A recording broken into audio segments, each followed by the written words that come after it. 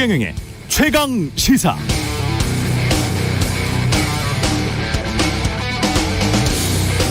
네, 제가 어제 오프닝에서 지금 국제 정치 경제 상황이 눈뜨고 코베일 수 있는 상황이다 이렇게 말씀드렸는데요. 오늘은 좀 더 구체적으로 말씀드려 보겠습니다. 미국 반도체 회사 마이크론 테크놀로지가 최근에 앞으로 20년간 140조 원 들여서 뉴욕에 반도체 공장 짓겠다고 선언했습니다. 마이크론은 삼성, SK 하이닉스에 이어서 메모리 반도체 업계 3위죠. 3위 업체가 대규모 투자하면 반도체 공급 많아지고 경쟁 심해져서 우리 반도체 회사들 영업이익과 시장 점유율에는 분명 타격이 올 가능성이 매우 높습니다. 지난번에 전기차는 보조금 차별당해서 이대로면 2024년 현대차가 미국의 전기차 공장 지을 때까지 미국 시장을 사실상 다 내줘야 합니다. 미국은 중국과 갈등하면서 자유민주연대를 주장하고 있습니다만 지금 미중 패권 다툼에서 제일 덕보고 있는 나라들 베트남, 동유럽 일부 국가들이고요. 베네수엘라의 원유 생산과 수출도 미국이 아쉬우니까 제재를 일부 풀어주려고 하고 있습니다. 중국 같은 공산당 일당 독재인 베트남, 좌파 독재 국가라고 미국 스스로 맹렬히 비난했던 베네수엘라, 어디가 자유민주 국가들입니까? 미국이 원유 때문에 지난 여름 손 벌린 사우디아라비아도 왕정이지 민주정은 아니죠. 미국과 자유민주 동맹을 한다고요? 말뿐인 것 같은데요. 미국은 자국 이득이 되면 공산당 일당 독재, 왕정, 좌파 독재 국가 봐도 손을 잡거나 잡으려고 하잖아요. 우리만 차포 떼주면서 국제적 호구 노릇하고 있는 건 아닌가 의문이 듭니다. 미국과의 자유민주동맹, 경제 안보 동맹을 통해서 우리 대한민국은 말, 격려, 치아, 정치적 구호 말고 뭘 얻고 있습니까? 네, 안녕하십니까. 10월 11일 세상에 이익이 되는 방송 최경영의 최강시사 출발합니다. 저는 KBS 최경영 기자고요. 최경영의 최강시사 유튜브에 검색하시면 실시간 방송 보실 수 있습니다. 문자 참여는 짧은 문자 50원, 긴 문자 100원이 드는 샵 9730 또는 유튜브 무료 콩 어플 많은 이용 부탁드리겠습니다. 오늘부터 청취율 조사 기간입니다. 예, 최경영의 최강시사로 다양한 질문, 의견 보내주신 분들 중 추첨을 통해서 시원한 커피 쿠폰 보내드리겠습니다. 따뜻한 커피 쿠폰도 포함되어 있습니다. 많은 참여 부탁드리고요. 오늘 최강시사 국민의힘 당권주자 중 한 명인 나경원 국민의힘 전 의원, 정치펀치 민주당 정청래 최고위원 만나보고요. 김대중 정부 통일부 장관 국정원장 지낸 임동원 전 장관과 이야기 나눕니다.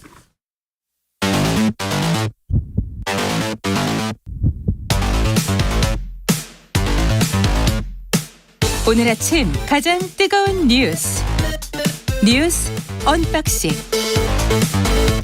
자, 뉴스 언박싱 시작하겠습니다. 민동기 기자, 김민아 평론가 나와 있습니다. 안녕하십니까? 안녕하십니까? 예, 우크라이나 전쟁은 갈수록 치열해지고 있네요. 러시아가 현지 시간으로 10일 우크라이나 수도 키이우를 비롯한 전역에 미사일 공격을 가했습니다. 이 외신에 따르면 이 출근 시간대인 오전 8시 15분쯤에 키이우 시내 중심부에서 여러 차례 폭발음이 들렸다라고 하는데요. 우크라이나 쪽이 밝힌 일단 피해 상황을 보면 최소 11명이 사망을 하고 64명이 다쳤다 이렇게 밝히고 있는 그런 상황인데요. 네.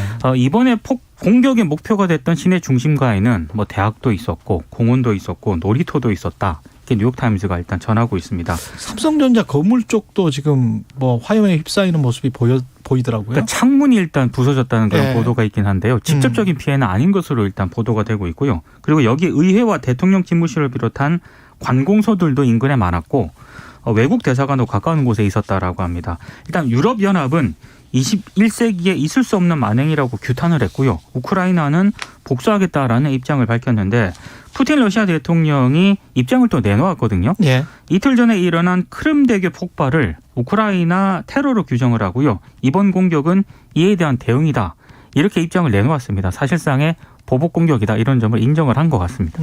말씀하신 삼성전자 건물 같은 경우에는 이제 말씀하신 대로 옆에 한 150m 떨어진 곳에서 폭발이 일어났고 다행이네. 그 폭발의 간접적 영향으로 이제 뭐 건물 일부가 손상이 됐고 그래서 거기에 이제 뭐 한국 국적의 이제 노동자나 이런 직원은 없었고 현지인들이 근무를 했는데 그나마 다행입니다. 그 현지인들도 뭐 피해는 없다라고 얘기를 하고 있습니다. 그래서 예. 다행스러운 일인데 지금 이 정세가 굉장히 급박하게 돌아가고 있습니다. 지금 이제 푸틴이 이것은 그 크림대교 이 붕괴에 대한 보복이다라고 얘기를 했잖아요. 그러니까 그게 52조 원 들여서 만든 대교이기 때문에 그렇습니다. 크림반도 합병한 다음에 러시아로서는 엄청난 돈이 들어간 것이죠. 그러니까 이 다리가 굉장히 크고 긴 다리이고 그다음에 크림반도 점령한 이후에 말씀하신 대로 러시아하고 크림반도를 연결하는 중요한 어떤 그런 역할을 수행을 해야 되고 특히 전쟁에서는 우크라이나 침공에 대해서는 우크라이나 동부 지역을 공략해야 되는 러시아 군대들에 대한 중요한 보급로이기 때문에 여기가 파괴된 거에 대한 첫 번째 이제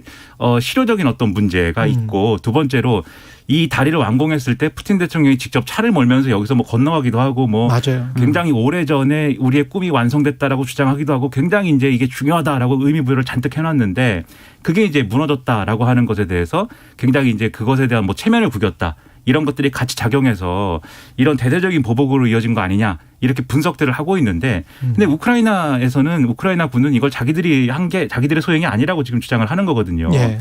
그래서 이게 뭐 누구의 소행인지 이런 것들이 뭐 정확히 뭐 알 수도 없는 상황인데 서방 언론 이게 BBC나 뭐 이런 데서도 우크라이나의 이제 작전일 가능성이 있다라고들 일단은 분석을 하고 있습니다. 첫 보도가 그랬고 두 번째 보도도 마찬가지였습니다. 그렇습니다. 예. 그래서 이게 자칫 잘못하면은 뭐 이 계속해서 군사적 대응의 강도를 우크라이나도 그렇고 러시아도 그렇고 올려가는 상황이 되지 않겠습니까? 지금 가장 우려하고 있는 것은 혹시라도 그 끝에 그러면 푸틴이 이제 핵미사일이나 이런 것들을 동원해서 핵무기를 동원해서 우크라이나 공습을 하는 게 아니냐. 이것에 대해서 굉장히 지금 걱정스러운 상황인데 다행인지 불행인지 어쨌든 러시아는 일단은 이 사안에 대해서는 핵무기를 사용할 의지가 없다라고 얘기는 하고 있어요. 하지만 뭐 그걸 언제까지 뭐 장담할 수 있겠습니까? 불안한 상황입니다. 예. 근데 우리가 지금 착각을 하고 있는 게 어떻게 보면 핵무기에 죽든 그 전쟁 당사자들 입장에서 봤을 때는 말입니다. 핵무기에 죽든 총탄이나 포탄에 죽든 그거는 그 비참한 상황은 마찬가지란 말이죠. 그렇죠. 그러니까 전쟁이 길어지면 길어질수록 굉장히 인명피해가 많이 나고 지금 뭐 세계 경제에는 말할 것도 없고요. 그래서 우크라이나 지금 상황이 서방 쪽 미국과 유럽의 주요 국가들은 어떻게 생각하고 있는지 그 뉘앙스를 잘 보려면 사실 그 크림대교 그 공격이 있었을 때 누구의 공격인지는 모르지만 왜 계속 일보 2보가 그렇게 나왔을까? 그리고 그 뉘앙스가 사실은 좀 불편했어요. 서방 진영의 언론들은. 그래서 그것이 의미하는 거는 전쟁이 격화되기를 바라지는 지금 않는 것 같습니다. 네. 미국도 그렇고, 그렇죠. 예, 유럽도 그렇고.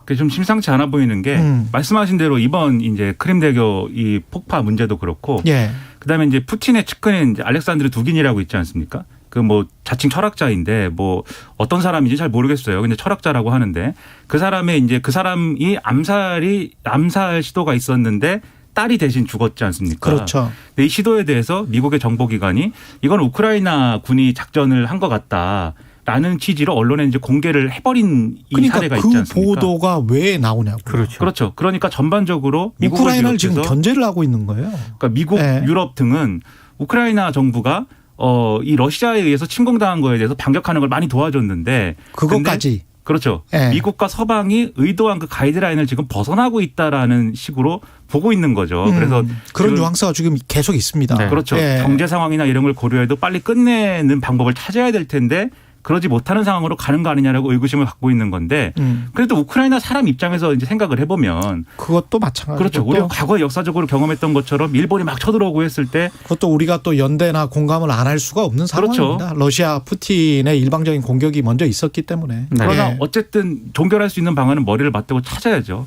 그래서 상당히 좀 우려가 됩니다. 그렇습니다. 북한은 지금 전투기 150대를 3일 전이죠. 8일입니까?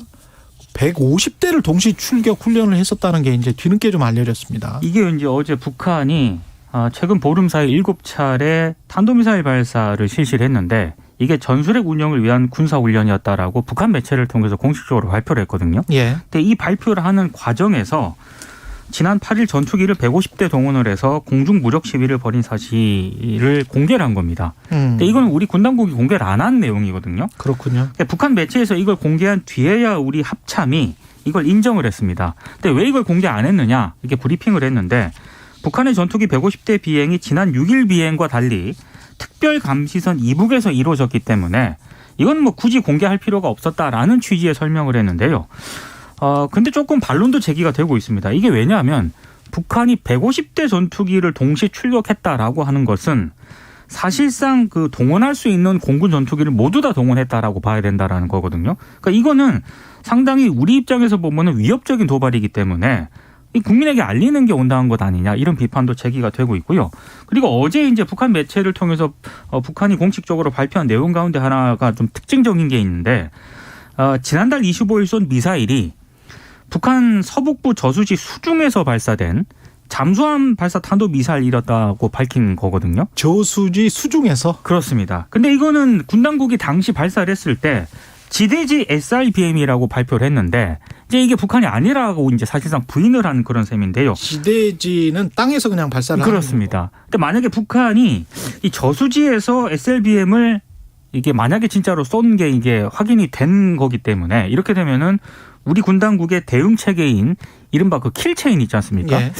이게 사실상 지금 무력화될 가능성도 있다 이런 우려도 나오고 있습니다. 내륙의 강이나 저수지에서 SLBM을 발사를 해버리면 우리가 감지를 할 수가 있나요? 그 미사일 사전 감지가 사실상 어렵기 때문에 해상에서도 감지가 힘든데 그렇습니다. 바다에서 하는 것도 SLBM의 가장 그 무서운 점은 SLBM이라고 할 때는 그렇죠. 잠수함에서 쏘는 것이기 때문에 어디서 언제 발사할지를 탐지하기가 불가능하다는 게 이제 그렇죠. 문제고 바다 어디에 숨어 있다가 그렇죠. 예. 유일하게 이제 그 SLBM을 사전 탐지할 수 있는 방법은 SLBM을 탑재한 것으로 추정되는 잠수함을 따라다니는 수밖에 없습니다. 우리 그렇죠. 잠수함이.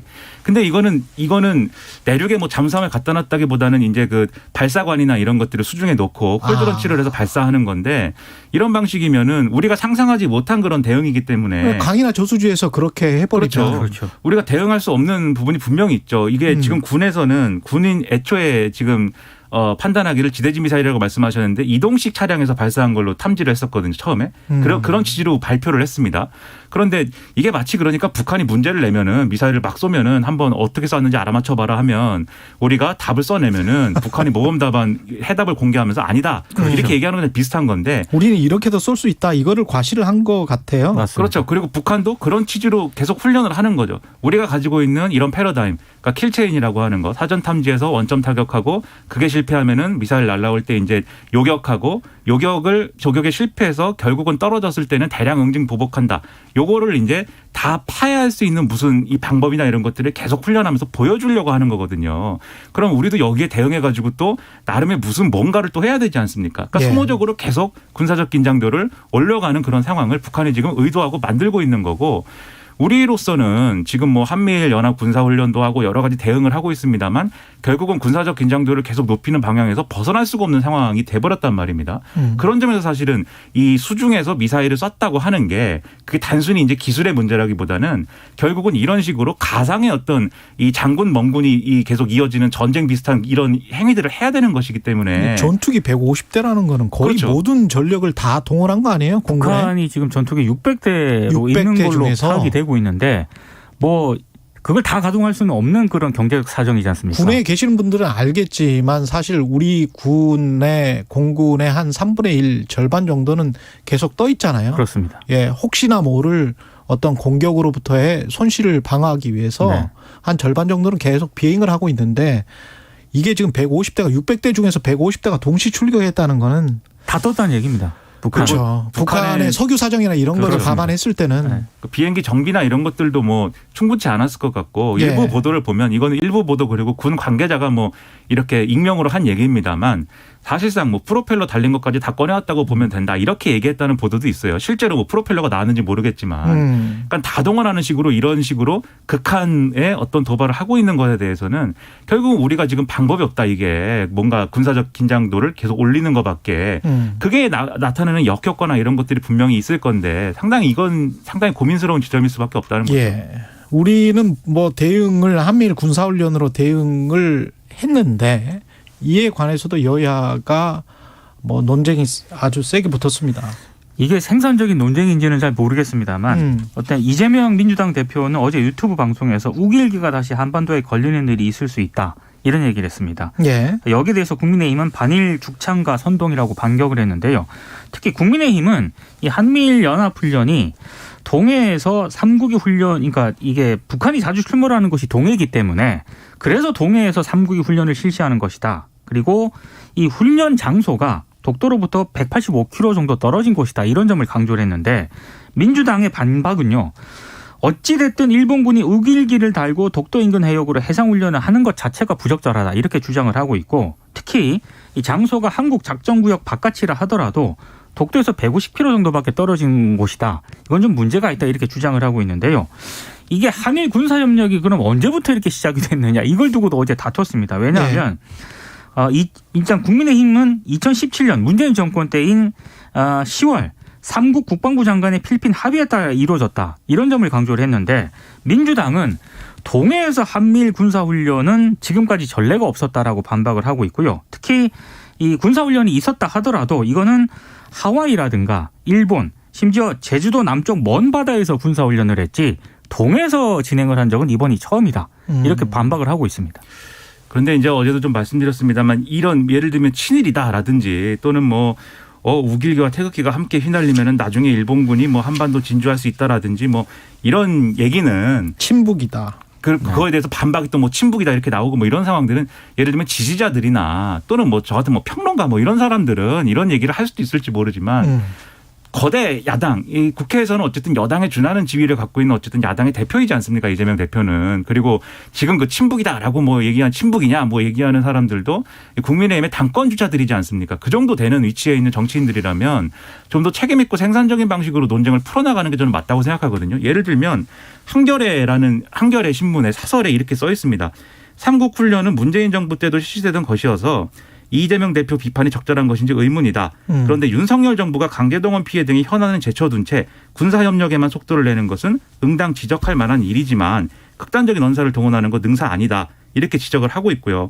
이게 죽창가의 변주곡이자 반미 투쟁으로 가는 전주곡이라는 여당의 원색적인 매도도 매우 정략적인 것이지만 그 와중에 한일 군사협력 확대에 대한 경계라는 사안의 본질은 흐려지고 말았다. 이렇게 평가를 하지 않습니까? 그러니까 이거를 친일이냐 반일이냐 무슨 죽창가냐 우길기냐 이 문제가 아니라 그 한미일 합동 군사훈련을 하는 것에 실질적인 문제가 어떤 것이 발생하는 것인지 첫째로. 그렇죠. 그걸 두 번째는 민주당이 생각하는 그러면 대안적인 대응은 지금 북한이 저렇게 하고 있는데 그것은 무엇인지 그리고 셋째로 한미일이 급속도로 군사적으로 협력하면서 묻혀지고 있는 과제들 예를 들면은 강제징용 배상 판결에 대해서 그럼 어떻게 지금 대응을 하고 있는 것인지 등에 대해서 제대로 점검이 되고 있고 거기에 대한 민주당의 입장이 있는 것인지 이런 걸 두고 지금 싸워야 되거든요. 근데 친일 반일 뭐 이게 뭐 우길기 이런 얘기는 사실은 굉장히 이런 논의에 비하자면은 이 1차원적인 얘기 아니겠습니까? 1차원적. 그러니까 상당히 이 정치권이 지금 그러지 않아도 경제도 어렵고 안보도 어려운데 이런 걸 가지고 목소리를 높일 때인가 이게 의문인 것입니다. 그래서 듣고 계신 분들은 각 당 지지자분들은 또 양비론이나 이렇게 말씀을 하실 것도 같은데 이럴 때는 이런 생각을 좀 해봤으면 좋을 것 같아요. 이런 메시지를 누구에게 보내는 것인지 국내 유권자들에게 보내는 것인지 아니면 이 관련된 외교랄지 군사, 국제 군사죠. 이런 측면에서 어떤 우리가 해결책, 어떤 답안을 갖기 위해서 서로 간에 이야기를 하고 그리고 그 국제적인 그런 뭐 신문이건 뭐 그런 외교 당국자들이건 그런 사람들에게 보내는 것인지 그것만 구분을 해보면 국내 유권자들에게 보내는 친일이나 친북 프레임 이거 가지고 지금 정치를 계속 하겠다는 거는 그렇죠. 지금 이거 이렇게 가지고는 솔루션 절대 안 나와요. 제가 어제도 이제 계속 몇 번 이제 뉴스 언박싱을 통해서 말씀을 드리는 것 같은데 한국과 미국, 일본이 연합군사훈련에 참여하는 목적은 다 다릅니다. 그렇죠. 일본의 목적도 다르고요. 미국의 목적은 우리랑 또 많이 다르지 않습니까?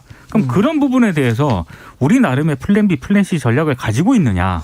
이게 가장 중요하다고 그렇죠. 보거든요. 제가 오늘 오프닝에서 지적했던 부분들은 사실 그 해외 언론들에서 지금 계속 이야기가 뭐 1년 가까이 나오고 있습니다. 미국의 지금 상황에 관해서. 그렇죠. 여러 가지 지금 이익이 걸려 있는데요. 그 이익들에 관련해서 좀 이야기를 좀 진전시켰으면 좋겠어요. 네, 그러니까 이제. 지금 중국의 반도체 산업을 계속 국내 유권자들에게만 이렇게 메시지 보내지 말고. 그러니까 이 방송 들으시고 혹시 양비론이다 하시는 분이 있다면 그분들에게 보내는 메시지입니다. 이 정치권이. 맞아요. 근데 그런 틀에서 벗어나서 한번 문제를 해결하기 위해서 뭐가 필요한지를 따져야 되고 지금 미국이 중국의 반도체를 규제한다 막 이렇게 해가지고 삼성하고 SK 하이닉스에 피해가 있느냐 이런 게 쟁점이지 않습니까? 뭐 피해는 없지만 앞으로 미국이 계속 심사를 할 것이다. 우리가 계속 허가 받아야 돼요. 그러면 이게 일본의 화이트리스트랑 뭐 크게 다른가라는 생각도 일견 들거든요. 그러니까 이런 문제들에 대해서 심도 있는 고민이 필요할 때 이런 저차원적인 논쟁은 지양하는 것이 좋지 않는가 생각합니다. 뉴스 언박싱 민동기 기자 김민하 평론가였습니다. 고맙습니다. 고맙습니다. KBS 1라디오 최경영의 최강시사 듣고 계신 지금 시각 7시 41분으로 향하고 있습니다. 올가을 들어 가장 쌀쌀한 아침인데요. 어제 설악산엔 첫눈이 관측됐는데 지난해보다 9일이나 이른 겁니다. 오늘 아침은 1도에서 5도가량 기온이 더 내려가 서울이 7도, 대전 8도, 원주와 안동 7도를 가리키고 있습니다. 낮 기온은 어제보다 조금 올라서 서울이 17도, 대전, 광주 19도, 강릉, 부산 21도 안팎을 보이겠습니다. 내일까지 아침 기온이 한 자릿수로 추운 감이 있겠고요. 내일 낮부터 예년 이맘때 기온을 회복하겠습니다.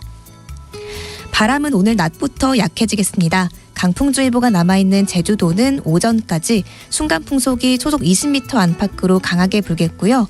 대부분 해상에 풍랑주의보가 이어지는 가운데 오후까지 물결이 최대 4m, 동해 먼바다는 5m까지 매우 높게 일겠습니다.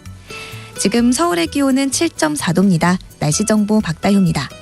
이어서 이 시각 교통정보입니다. KBS 교통정보센터의 임초희 있습니다.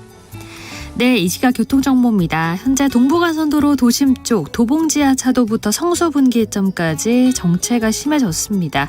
반대 의정부 쪽으로는 창동교 부근에서 발생한 사고 때문에 월길 1교부터 많이 밀리고요. 북부간선도로 도심 방향은 구리나들목에서 하월곡 사이 역시 많이 밀리고 있습니다. 강남북로 일산 쪽은 강동대교에서 청담대교, 다시 영동대교부터 마포대교 쪽으로 출근 정체 이어지는데요. 원효대교 부근 4차로에서는 사고 처리 중입니다. 이고요. 반대 구리 쪽으로 가신다면 행주대교부터 동작대교까지 밀리고 있습니다. 올림픽대로 하남 방향은 행주대교에서 청담대교까지 긴 구간 어렵습니다. 노들로 한강대교 쪽으로는 노들로 시점부터 여의상류까지 주춤하는데요. 여의상류 2차로에서는 작업을 시작했고요. 수도권 제1순환고속도로 구리에서 판교 쪽은 퇴계원에서 광암터널, 다시 서하남부터 송파까지 막히고요. 삼평 방음터널 5차로에서는 사고 처리 중입니다. KBS 교통정보센터에서 임초희였습니다. 오늘 하루 이슈의 중심. 당신의 아침을 책임지는 직격 인터뷰. 여러분은 지금 KBS 1라디오 최경영의 최강시사와 함께하고 계십니다. 네, 이준석 전 대표와의 극한 갈등 국면에서는 벗어난 것 같습니다. 국민의힘 당권 경쟁에 이제 불이 붙는 모양새인데요. 김기현, 안철수 그리고 이분 유승민 전 의원과 더불어서 원외 인사로 하마평에 오르는 나경원 전 의원 연결해 보겠습니다. 안녕하세요. 네, 안녕하세요. 예, 오랜만에 뵙습니다. 예. 네, 오랜만에 뵙습니다. 예, 저도 그동안 정말 인터뷰 안 했었는데 오랜만에. 인터뷰를 이제 하실 시기가 된 거잖아요. 그죠?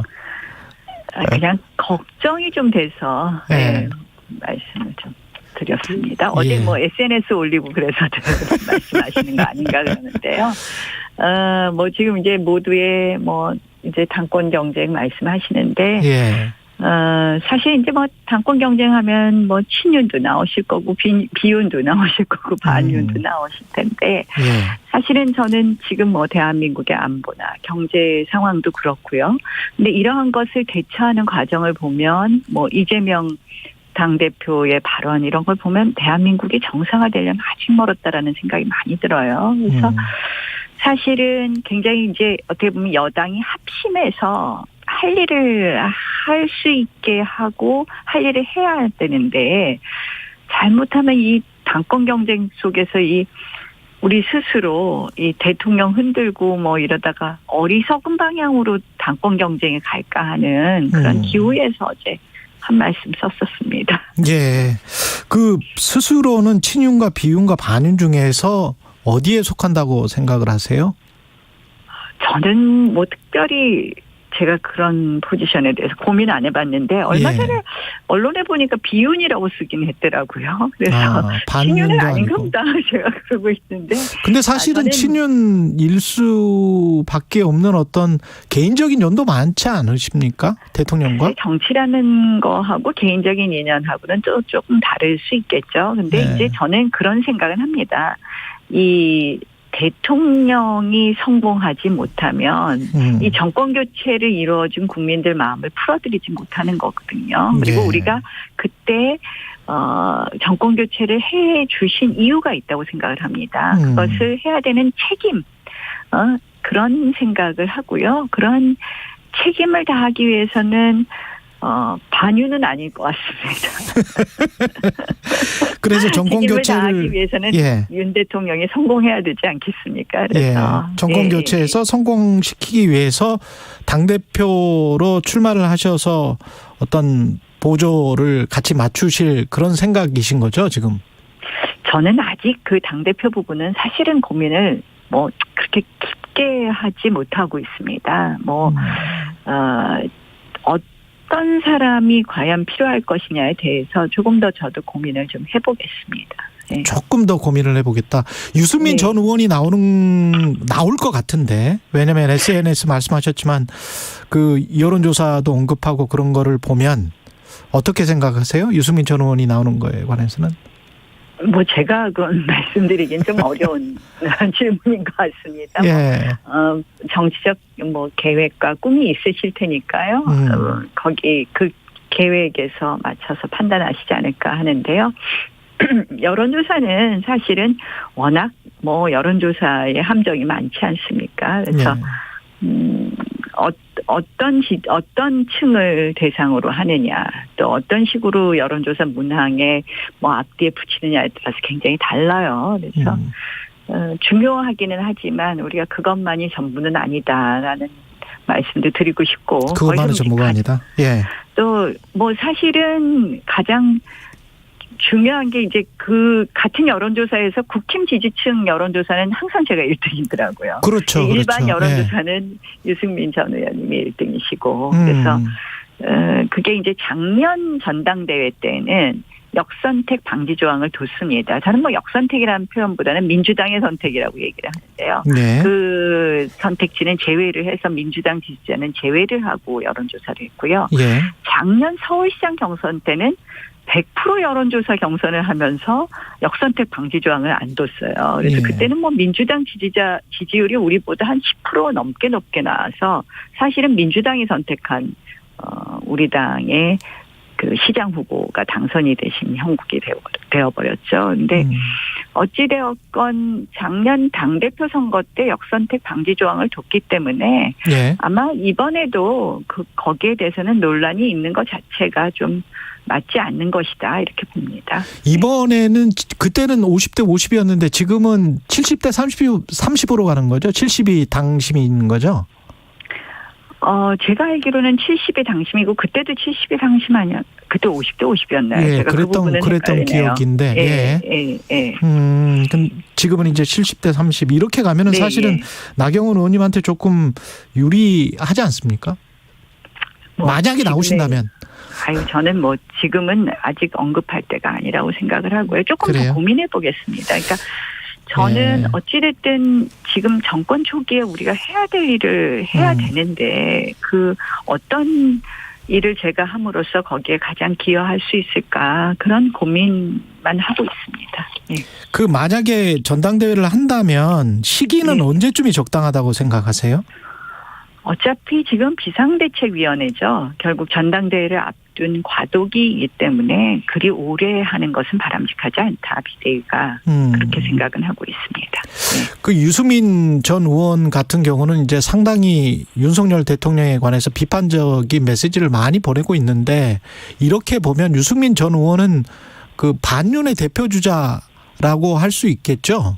제가 어떻게 불러야 될까요? 유승민 전 의원. 글쎄 지금 자리매김은 그런 모양을 하시는 것 같은데 우리가 이제 대통령께도 때로는 비판적인 언급을 할 수가 있죠. 그렇지만 이것이 우리한테 자행위가 돼서는 안 되는데 최근에 언급은 조금 과하시다 이런 생각이 좀 들더라고요. 그래서 그게 정치적 계산에 의한 건지 본심인지는 잘 모르겠는데 그래서 조금 과하시다 이런 생각을 했습니다. 아까 그 이재명 그 민주당 당대표의 발언 그 말씀하셨는데 어떤 부분이 문제다라고 생각을 하세요?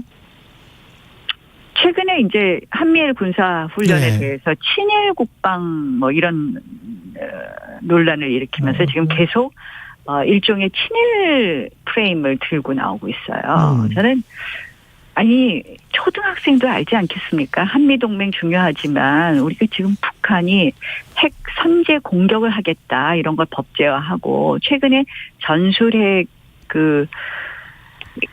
전술핵 관련된 것을 실질적으로 다 지휘하지 않았습니까? 전술핵 훈련을. 김정은이? 결국은 김정은 위원장이 전술핵 훈련을 실질적으로 지휘를 하면서 북한은 지금 핵 공격을 할 수도 있다 이걸 보여주고 있는 거 아닙니까? 미사일 계속 쏘면서. 그런데 이 한국과 미국과 일본이 합동해서 군사훈련하는 건 너무나 중요한 거 잘 아실 겁니다. 일본의 여러 가지 정보, 정찰 능력 같은 것을 우리가 이용할 것도 있고요. 근데 이걸 친일국방? 저는 이거는 초등학생도 알 이야기를 이재명 후보가 이런 식으로 얘기한다. 이거는 한마디로 저는 선동질이다. 라고밖에 보이지 않습니다. 그래서 문정부 때는 지소미아 파기를 그렇게 하려고 그러더니 이재명 후보는 지금 이제 한미일 군사훈련도 못하게 하는데 결국 이거는 다른 것이 아니라 이렇게 군사훈련 못해서 우리가 안보가 약해지면 누가 좋아하겠습니까? 전 북한 생각하고 똑같다는 생각이 드는 거예요. 그래서 우리 당에 누가 뭐 이심 정심이다 뭐 이렇게 말을 만드시긴 했던데 저는 근데 그런 것을 넘어서 어제도 한마디 더 하시더라고요. 우길기가 뭐 한국에 뭐 흔들리는 걸 그걸 볼 수 있느냐 뭐 이런 얘기를 하시면서 하시던데 저는 아주 전략적으로 지금 친일몰이를 하고 계신다 이렇게 보고요. 참 나쁜 방법이다라고 생각합니다. 알겠습니다. 감사원 안보를 친일에 팔아먹다니 하는 생각만 듭니다. 2분 정도밖에 안 남아서 감사원 관련해서는 지금 민주당은 대통령실과 감사원의 유착 게이트, 대감 게이트 뭐 이렇게 이야기를 하잖아요. 문자도 공개되고 그래서 어떻게 보십니까? 이 감사원이 자초한 거라는 지적도 많습니다. 독립성 논란. 그러니까요. 제가 보니까 감사원이 자초한 일인데요. 참 이해 못할 일이죠. 네. 그러니까 개인적인 일 아닌가 이런 생각도 하고요. 사무총장의 개인적인 일이다? 개인적인 일탈 아니었을까 하는 생각도 들기도 하고요. 네. 뭐 이해 못하는 일이죠. 그건 뭘 저 문자를 보냅니까? 근데 뭐 어떤 상황이고 어떤 거였는지는 조금 더 살펴보아야 되겠지만 저로서는 좀 이해가 잘 안 됩니다. 그리고 마지막으로 지금 한 1분밖에 안 남았는데 무당층이 최근에 뭐 급격하게 증가해서 30%를 기록했는데 여야 모두 긴장할 수밖에 없을 것 같습니다. 원인은 뭐고 어떻게 해야 된다고 보세요? 여당 입장에선? 저도 사실 뭐 여당에 지금 뭐 그냥 일개 원외위원장입니다. 그래서 아무래도 이제 저도 조금 정치를 이렇게 멀리서 보니까 정말 싫겠다라는 생각이 들어요. 사실 뭐 야당은 뭐 정치보복 프레임 들고 나오면서 이재명 대표를 뽑은 것 자체가 참 야당이 힘들어지는 그런 수순으로 가는 것 같아요. 그래서 본인으로서는 어쨌든 뭐 지금 산적한 이 수사 상황이 쭉 있지 않습니까? 이건 뭐 현실이에요. 덮을래야 덮을 수 없는 겁니다. 뭐 대장동 게이트는 이낙연 그 당시 민주당 대선 후보 경선 후보가 들고 나오기 시작해서 그때부터 이제 10초 남았습니다. 문제가 됐죠. 그러니까 사실은 민주당 모습도 그렇고 우리도 당내 갈등이 심했고 그래서 국민들께서 의지할 곳이 없는 것 같습니다. 여기까지 듣겠습니다. 국민의힘 나경원 전 의원이었습니다. 고맙습니다. 네, 고맙습니다.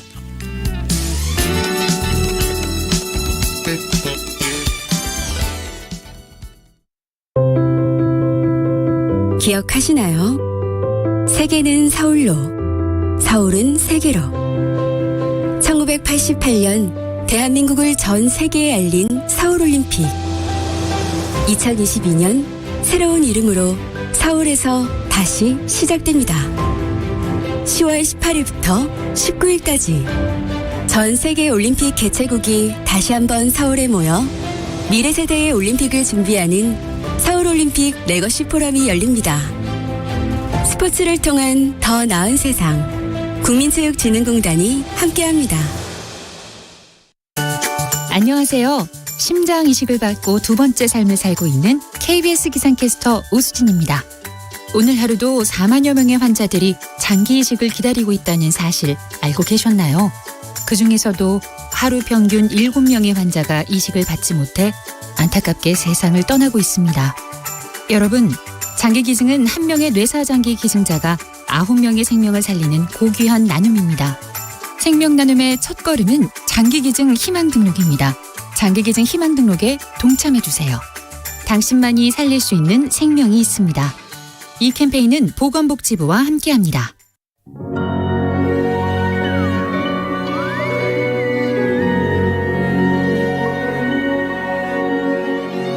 우리가 이 세상에 살면서 따뜻한 밥을 한 끼 먹을 수 있는 것도 행복이거든요. 2022 KBS 연중기획 기억을 기록하다. 저는 토마스의 집 원장 김종국 신부입니다.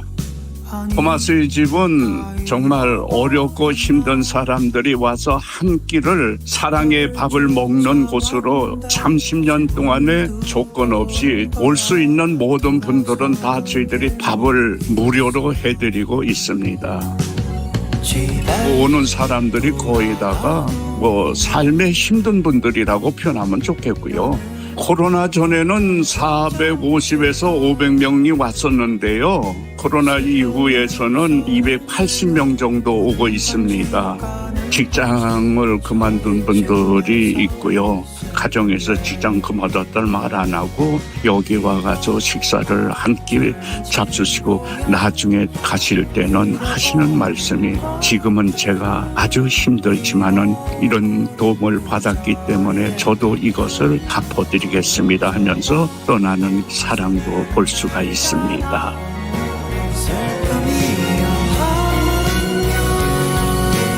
토마스의 집 김종국 신부는 기억합니다. 30년을 한결같이 점심을 무료로 나누어온 토마스의 집. 힘들고 배고픈 사람들은 4시간 전부터 줄을 서기 시작합니다. 사계절 내내 끝도 없이 이어지는 발길들. 토마스의 집은 갈 곳 없는 이들을 위한 또 하나의 집입니다. 당신과 대한민국의 기억, KBS가 기록합니다.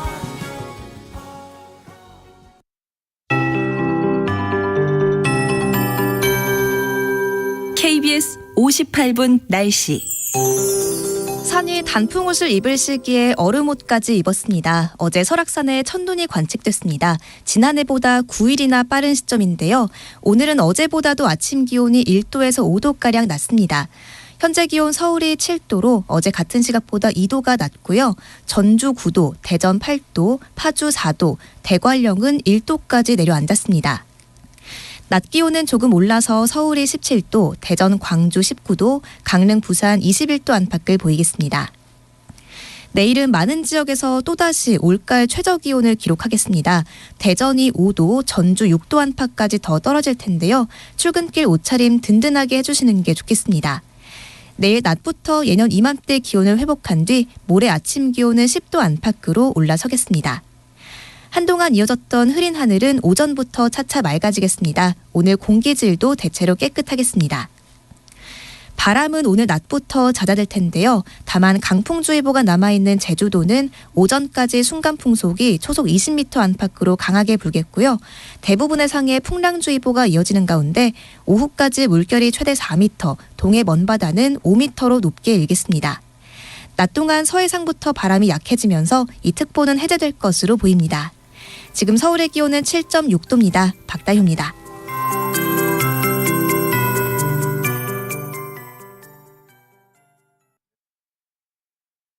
정성을 다하는 국민의 방송 KBS가 8시를 알려드립니다. AM 711kHz, FM 97.3MHz, KBS 1라디오입니다. HLKA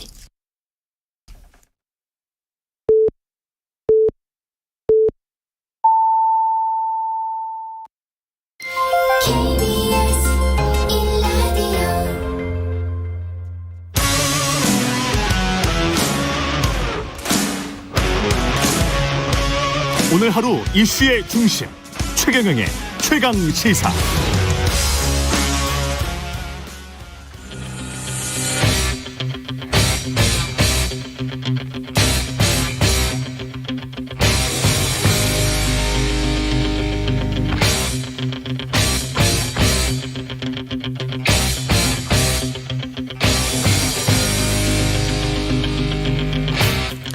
네, 답답한 정치 이슈를 팍팍 때려보는 시간입니다. 정치 펀치. 이번 주는 정청래 민주당 최고위원과 함께 말씀 나눠보겠습니다. 안녕하십니까? 네, 안녕하십니까? 예, 앞서 나경원 전 의원 인터뷰에서 여론조사 2개 나왔는데요. 넥스트 위크 리서치가 KBC 광주방송 UPI 뉴스 의뢰로 지난 4일부터 5일까지 조사한 사항이죠. 예, 자세한 사항은 넥스트 위크 리서치 홈페이지 참조하시면 되고요. 그거는 여권 내 당대표, 차기 당대표와 관련된 것이었고 무당층 30%와 관련해서는 한국갤럽 자체 조사였습니다. 지난 4일부터 6일까지 조사.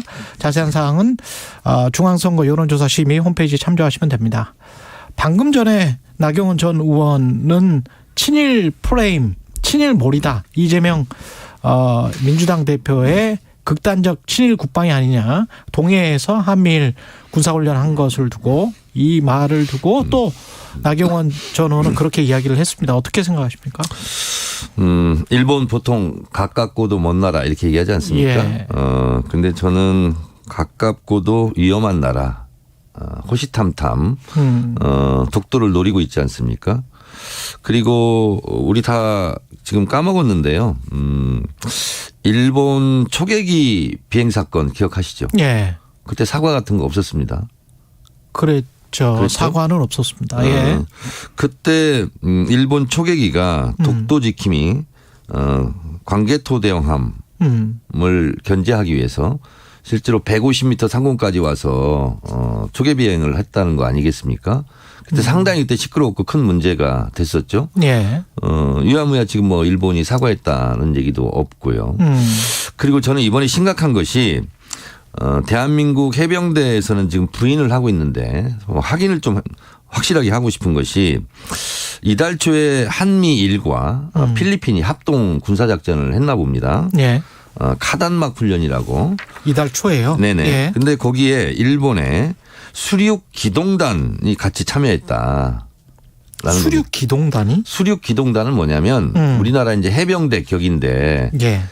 소위 말해서 일본에서는 낙도 이런 데를 이제 뭐 들어가는 거예요. 예. 예를 들면 일본의 개념으로 본다면 독도 탈환 이런데 수륙 기동단이니까 해병대니까 거기에 침투하고 뭐 이런 걸 주로 하는 것을 목적으로 창설된 부대랍니다. 예. 근데 이번 한미일 작전에는 여기는 뭐 참여하지 않았다. 이렇게 지금 국방부에서 얘기를 하고 있는데 근데 뭐 이달 초에 한미일 필리핀 작전에는 수륙 기동단이 참여했다라는 것이 OBS 단독 보도입니다, 지금. 그러면 이번에는 수륙 기동단이 확실히 참여하지 않았느냐. 이것도 한번 따져볼 일이다 이렇게 생각하고요. 그러니까 한미일 군사 합동훈련이 문제가 아니고 어디까지 허용할 것인가가 문제다? 그렇습니다. 네. 어디까지 선을 지켜야 되느냐. 근데 주로 이제 뭐 문재인 정부 노무현 정부에서도 했다 이렇게 얘기를 하는데 주로 해상 구조 훈련 중심이고요. 공격 훈련 같은 경우는 지금까지 안 한 것으로 제가 알고 있습니다. 예. 근데 이번에는 어쨌든 북한의 탄도미사일 뭐 SLBM 뭐 공동 대응 이렇게 하는데 이거는 방어의 개념보다는 공격의 개념이 있어 보여요. 군사 훈련. 해병대가 상륙할 수도 있는 수륙 기동단이면 그 말씀이시네요. 그렇죠. 예. 그렇습니다. 근데 이제 이번에는 참여했는지 안 했는지 제가 확실하게는 잘 모르겠어요. 예. 그래서 이것도 좀 발표를 좀 했으면 좋겠고 어쨌든 한미일과 필리핀 공동작전에는 일본의 수륙 기동단이 참여했다라는 것이 OBS 보도입니다. 그러면 동해에서 하는 게 맞느냐? 그렇죠. 그다음에 어느 정도까지 참여하는 게 맞느냐? 네, 그렇습니다. 이것은 한국 정부가 좀 판단을 해줘야 될 것 같다는. 네, 그렇습니다. 그게 이제 야당의 주장이고. 네네. 그래서 우리나라 국방부 영어 이름이 뭔지 아세요 혹시? 국방부 모르겠습니다. 디펜스 아닙니까? 디펜스. 그렇습니다. 예. 미니스트리 오브 디펜스거든요. 예. 우리 예. 국방부도 침략, 공격 이런 의미가 아니라 실제로 그렇죠. 국토를 방해한다, 그렇죠. 방어한다 이런 개념이거든요. 물론 이제 이런 상황은 항상 뭐 유동적이긴 합니다만 북한의 대응을 어떻게 하느냐. 그러나 일본의 자위대와 함께 우리가 공동작전을 한다 하는 것은 우리 국민 정서상 좀 거부감이 들지 않을까요? 더군다나 독도 150m, 180km, 150km, 180km 인근에서 한다는 것이 이게 맞는 겁니까? 이런 것을 저희가 지적하는 거죠. 만약에 그렇게 하지 않는다고 했을 때 미국은 어떻게 나올까요? 우리 뭐 그냥 제주도에서 하자 이렇게 한다면 미국이 조금 길고 복잡한 얘기지만 예. 실제로 미국의 대세계 전략이 좀 수정이 됐었어요. 한 20년 전쯤부터. 그래서 미국 같은 경우는 보통 한 곳에서 전쟁을 수행한다 이런 건데 2개 지역에서 동시에 수행한다. 그러면 예를 들면 우리 동부 같은 경우도 또 뭐 예를 들면 중동 이런 데 동시에 할 수 있으면 한국이 그동안 전자권이 없으면 못하지 않습니까? 그렇죠. 그래서 전자권을 한국에서 이제 이양하려고 했던 거죠. 그런 면에서 봤을 때 우리가 한미동맹 보통 이렇게 얘기하지 않습니까? 근데 우리가 한일 동맹은 아니잖아요. 군사적으로는. 예. 그렇죠. 문재인 대통령도 한일 동맹 아니다. 이런 것은 분명히 거부하는 의사를 표명하지 않았습니까? 그런데 뭐 미국의 요청에 의해서 한미일 군사 작전을 뭐 주로 방어 위주로 할 수 있다고 저는 보거든요. 그러나 이렇게 좀 공격적인 군사 훈련을 그것도 독도에서 한다. 이런 점은 분명히 좀 짚어야 될 부분 같습니다. 그렇군요. 근데 북한이 저렇게 계속 도발을 하고 있는데 이거는 정부에서 어떻게 해야 될까요? 그리고 국회에서는 결국은 우리가 그냥 쉽게 얘기하면 전쟁은 반대해야 되는 거 아닙니까? 그럼요. 당연히 평화로 가야 되죠. 예. 그런데 그 평화로 가는 길은 그럼 따로 있느냐? 평화로 가는 길은 따로 없다. 평화가 곧 길이다. 이거를 대전제, 대명제로 삼아야 되고 어쨌든 전쟁도 막아야 되지만 전쟁이 일어날 가능성, 긴장 상태 이것도 좀 낮춰야 되는 거 아니겠습니까? 곧바로 우리 경제로 연결되니까요. 예를 들면 한반도에서 군사적 긴장이 높아진다. 그러면 해외에서 투자한 자본들이 다 빠져나가는 거 아니겠습니까? 그렇죠. 그러면 경제도 큰 문제이기 때문에 결국은 군사적 긴장을 낮추는 방향으로 가는 것이 우리의 목표 정책 방향이지 않을까 그렇게 생각합니다. 예. 감사원 국정감사와 관련해서는 그 문자 파동 때문에 네네. 문자가 공개되고 대통령실과 일정 정도 교감이 있었지 않느냐라는 의혹이 생기면서 교감이 있지 않았냐 의혹이 아니라 교감한 거잖아요. 네. 서로 문자 주고받은 거 뭐 네. 어쨌든 빼박 아닙니까? 기자 사진에 찍힌 거니까. 대통령실 쪽은 이제 정치적인 뭐 내용은 없었다 이렇게 지금 의혹이라고 얘기하면 안 되고요. 네. 그거는 뭐 서로 교감한 거죠. 서로 교감했다. 네. 그리고 좀 더 나가서 얘기하면 유착이다. 네. 그 야당은 지금 감사를 거부하겠다는 거잖아요. 우리가 어렵고 복잡한 문제는 기본으로 돌아가야 되지 않겠습니까? 예. 감사원의 헌법에서 적고 있는 기능은 국가의 세입 세출, 회계 감사 예. 이런 거 아니겠습니까? 예. 그리고 대통령 직속기관. 근데 그것을 뭐 대통령 지원기관 이렇게 잘못 해석하는 것 같은데 왜 대통령 직속기관을 했을까요? 그거는 대통령 직속기관이기 때문에 다른 힘 있는 부처 눈치 보지 말고 그렇죠. 필요하다면 과감하게 그렇죠. 감사해라. 그러면 저는 대통령실을 지금 감사해야 되지 않을까 그런 생각이 듭니다. 감사원이 용산으로 옮기면서 여러 가지 각종 특혜 의혹 뭐 이런 게 있지 않습니까? 예산과 관련해서. 오히려 이럴 때 감사원이 대통령실을 감사한다면 국민으로부터 박수를 받겠죠. 근데 그리고 예를 들면 방송통신위원회 같은 경우는요. 감사원 감사도 하고 수사도 하고 누가 봐도 이중탄압 아니겠습니까? 그렇잖아요. 근데 이 감사를 계속 하겠다는데 국회에서 할 수 있는 게 자 그리고 감사원법에 보면 감사위원회에서 의결을 했을 때 감사를 한다는 거 아니겠습니까? 예. 그런데 예를 들면 문재인 대통령에 대한 서면 조사 이거는 감사위원회 의결이 없었다는 거 아니겠습니까? 그렇더라고요. 네. 예. 그냥 개인이 지시해가지고 여기 감사해 저기 감사해 이렇게 할 수는 없는 거예요. 대한민국이 법치국가지 않습니까? 법에 의해서 해야죠. 지금 유병호 사무총장이랄지 최재해 감사원장은 당 차원의 고발을 하는 겁니까? 지금 그건 이제 회의를 가서 이제 해봐야 되는데 최종 방침은 어쨌든 불법적인 사항이 있는 것으로 보여요. 제가 봤을 때는 그것은 감사원에 대한 감사도 우리가 심각하게 고려할 사항이다 이렇게 봅니다. 그렇군요. 그 서해 사건 같은 경우, 서해 공무원 사건 같은 경우는 중간 발표를 지금 한다는 거 아니에요? 14일 날. 근데 중간 발표를 하는 경우가 있나요? 감사원이? 모든 걸 떠나서 지금 뭐 외교 참사 그리고 외교 또 안보 강릉의 오발탄 사건 이런 것도 있고 이런 상황에서 전 정권을 뒤지고 캐고 하는 것이 실제로 국익에 맞습니까?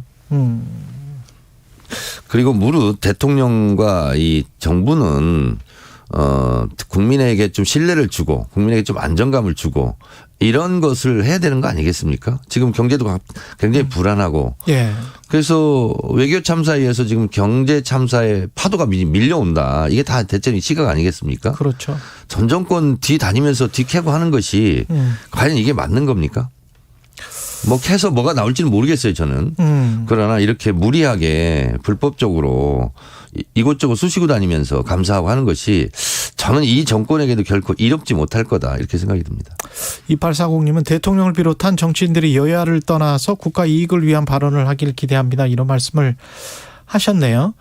여성가족부 폐지는 이재명 대표는 우선순위가 잘못됐다 이렇게 하면서 반대 의사를 밝혔는데 뭐 나중에 해도 된다? 자 이런 식으로요. 일방적으로 발표하고 일방적으로 불도저식으로 밀어붙인다고 될 일이 아니에요. 이게 여성가족부를 폐지하려면 정부조직법을 개정해야 되지 않습니까?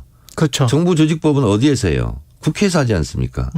근데 본인들이 지금 소수 여당이지 않습니까? 그러면 100번 양보해서 하고 싶으면 충분하게 야당에게 협조를 구하고 사전 설명하고 이렇게 해야 되는데 거의 뭐 대결하자는 식으로 이렇게 일방적으로 발표하고 이것이 과연 온당한 일입니까? 그 국회 본인들이 계속 협치하자 그러잖아요. 협치가 아니라 이것은 야당에 대한 협박이죠. 그러면 이게 국회 통과 전망은 난망한 상황인 것 같은데. 없다고 봐야죠. 없다. 네. 예. 근데 나머지 사안들 뭐 국가보훈처를 국가보훈부로 격상한달지 뭐 이런 것들은 합의를 그런 부분은 협의할 수 있다고 저는 봅니다. 협의를 하실 수 있고. 네네. 예. 그러나 여성가족부의 폐지에 관해서는 아마 반대가 나올 것이다. 그런 네네. 말씀이셨고요. 그 지지율 관련해서는 윤석열 대통령 지지율이 뭐 취임 초에 유단히 지금 낮아요. 제가 네네. 특별하게 말씀은 안 드리겠습니다. 지지율이 낮을 일만 하고 있잖아요. 오다 보니까 국회 옆에 뭐 민주당은 선동하지만 국민의힘은 일을 합니다. 뭐 이렇게 써 있던데 국민들은 국민의힘이 일을 한다고 생각하지 않고 일을 낸다고 생각하죠. 근데 그렇게 생각을 하면 뭐 그 민주당이 또 일을 많이 한다라고 생각하면 민주당 쪽으로 많이 쏠려야 되는데 또 그것도 민주당은 지금 일을 많이 하고 있죠. 아니 근데 여론조사는 여론조사도 민주당이 좀 많이 올라갔죠 사실은. 아, 꽤 올라갔습니까? 네, 많이 올라갔죠. 예. 아, 이걸 뭐 언제와 비교해서 많이 올라갔다고 말씀하시는지는 모르겠습니다만은. 아니 이제 뭐 40%도 넘고 막 이렇게 있는 그런 여론조사도 있는 거죠. 제가 말씀드리는 거는 작가님한테 지금 여론조사 하나 좀 달라고 했어요.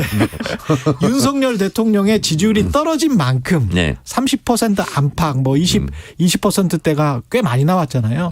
그 정도만큼 민주당이 고공 상승하고 있냐고 하면 그거는 아닌 것 같고 아까 말씀드린 여론조사 한국갤럽처럼 무당층이 오히려 증가한다는 말이죠. 전당대회 때 이제 이재명 당대표도 얘기했지만 반사 이익을 노리지 않겠다. 우리가 열심히 일하고 실적을 내고 해서 지지율을 올리겠다. 그렇기 때문에 반사 이익은 저희는 보다는 열심히 일하고 있어서 지금 차츰차츰 올라가고 있습니다. 차츰차츰 올라갈 것이다. 무당층의 증가 경향에 관해서는 어떻게 생각하십니까? 제가 봤을 때는 이런 것 같아요. 윤석열 정부 초창기에 보통 취임 초기에는 기대가 많고 그러지 않습니까? 기대할 것이 없다. 그러니까 정치 전반이 다 싫다. 그래서 무당층으로 좀 돌아서지 않았나 그런 생각이 듭니다. 기대할 게 없고 정치 전반이 싫다. 네. 근데 그냥 이제 관심을 갖지 않는 거죠. 여당이든 야당이든. 근데 이제 그분들이 그렇게 해석을 한다면 무당층으로 돌아선 분들의 상당수는 보수 지지자였다? 이렇게 해석할 수 있을까요? 그러니까 보수 윤석열 진보를 대통령의, 떠나서 예. 새 정부에 대한 기대감이 좀 있었을 거 아니겠습니까? 근데 이제 기대가 난망하다 이런 생각이 들어서 그런 것 같고 예. 그리고 민주당 지지율이 자꾸 뭐 떨어지거나 정체다 그러는데 실제로 올라가고 있습니다. 떨어지거나 정체는 아니고 생각보다는 더 오른다. 제 판단은. 그러니까 앵커께서는 한 50%를 넘어야 되는데 왜 50%를 못 넘냐? 아니 대통령 더 열심히 지지율은 하겠습니다. 예, 대통령 지지율은 워낙 크게 떨어져 있는 상황이니까. 네. 대통령 지지율이 보통 뭐 예. 지금 30% 안팎 이렇게 나오는 것 같아요. 그렇죠. 근데 이제 모든 언론에서 대통령의 지지율 위주로 쓰는 것 같아요. 뭐 30% 넘었다, 30% 떨어졌다. 예. 근데 그렇게 쓰는 것보다는 대통령 반대율. 65%를 넘었다, 70%를 넘었다, 70% 안팎이다. 예를 들면 예. 그게 더 중요한 것 같아요, 저는. 왜냐하면 그렇게 볼 수도 있겠습니다. 기본으로 그냥 30% 정도는 있지 않겠습니까? 아무리 그래도 그냥 예. 묻지마 지지. 근데 이제 반대 지지가 반대율이 얼마냐 이것이 사실 더 중요하지 않을까 그런 생각이 듭니다. 국민의 70%가 반대한다면 예. 상당히 심각한 상태죠. 아까 그 민주당 지지가 굉장히 높게 나온 거는 리얼미터가 미디어 출입은 의뢰로 지난 4일부터 7일까지 조사한 건데요. 정당 지지도가 이때 더불어민주당이 49.2% 나왔어요. 네. 예. 그래서 전주보다도 3.1%포인트 상승했는데. 그러니까 앵커께서도 민주당 지지율이 왜 안 오르냐 이렇게 예. 얘기하시면 안 되는 거예요. 지금. 아니, 50%에 지금 육박하고 있지 않습니까? 이거는 이제 리얼미터는 다른 조사에 비해서는 제가 이제 객관적으로 다 보는데 네. 다른 조사에 비해서는 많이 튀게 나와서 네. 이거를 바로 이게 민주당 지지율이다 이렇게 제가 받아들이기는 조금 좀 모해서. 저는 예. 지지율에 연연하지 않고 예. 하여튼 열심히 일을 하는 정당이 되겠습니다. 지금 아까 나경원 전 의원도 사법 리스크 이재명 대표 외에 이재명 나경원 의원 예. 얘기하니까 그런데 예를 들면 이런 거예요. 예. 지금까지 국민적인 정서가 국민의힘 이런 데에는 친일 아니냐 이런 이미지가 네. 실제로 있는 건 사실 아니겠습니까? 그럼 이럴 때 오히려 일본에 대해서 좀 강한 좀 메시지 이런 걸 내면 국민의힘에게 더 좋을 텐데 그러지 못하는 것이 좀 안타깝습니다. 오히려 예를 들면 네. 남북 관계에 있어서도 보수 정권이 진보 정권보다 할 일이 더 많습니다. 실제로 그렇지 않습니까? 운신의 폭이 넓기 때문에. 그래서 이번 기회에 독도 인근에서 한미일 군사작전 하는 것은 적절하지 않다. 국민의힘에서 오히려 이렇게 얘기해 주면 국민의힘에 좋을 텐데 그 좋은 걸 못하는 정당입니다 지금. 그렇게 생각할 수도 있겠네요. 네, 그렇습니다. 오히려 지지율이 올라갈 수도 있겠네요. 그렇습니다. 그러니까 뭐 언론에서 뭐 이런저런 얘기 나오면서 뭐 친일 본색 얘기 나오고 예. 뭐 그러지 않습니까? 그리고 네티즌들은 뭐 댓글 이런데 뭐 제 얘기가 아닙니다. 예. 뭐 토착 외구 뭐 이런 얘기 계속 하고 있는 거 아니겠습니까? 마지막으로 이재명 전 대표의 사법 리스크를 네. 검찰이 네. 이런 시각 민주당의 이런 시각도 있는 것 같아요. 그러니까 계속 끌다가 네. 나중에 총선 비슷한 시기 2023년 가을쯤에 뭔가를 터뜨려서 국민의힘에 아주 유리한 정국으로 만들 것이다. 혹시 그런 이재명 대표에 대한 어거지 기소는 예. 기억을 처벌하겠다, 느낌을 처벌하겠다, 주장을 처벌하겠다는 거 아니겠습니까? 그렇잖아요. 그런데 결국은 저는 그렇게 되면 뭐 바람을 탄압하고 흔들리는 갈대를 구속하라 제가 이런 얘기도 하고 그랬거든요. 예. 느낌과 주장, 기억을 어떻게 처벌합니까? 저는 이거는 어거지 기소고 그리고 기소가 됐으니까 이제 재판은 가겠죠. 예. 이거는 저는 무죄일 가능성이 대단히 높고. 어떤 거 말씀하세요? 허위사실 공표? 네, 그렇습니다. 예. 또 그러고 경기도지사 때 TV토론 때 경기도지사 선거 때 TV토론 때 했던 부분에 대해서 대법원 판례가 있습니다. 예. 예. 다소 자기 주장을 하다 보면 방어적이다 보면 다소 과장된 얘기를 할 수 있지만 그렇다고 해서 선거운동을 못하게 할 수는 없다. 예. 그래서 무죄가 나오지 않았습니까?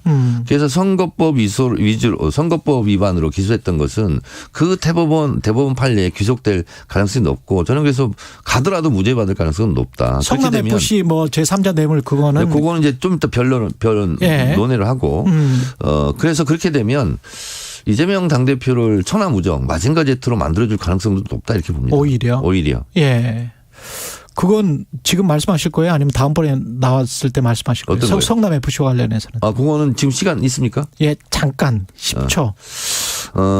성남 FC를 그렇게 기소하고 예. 처벌하려면 대한민국의 모든 지자체를 다 뒤져야 되는 거예요. 그거는.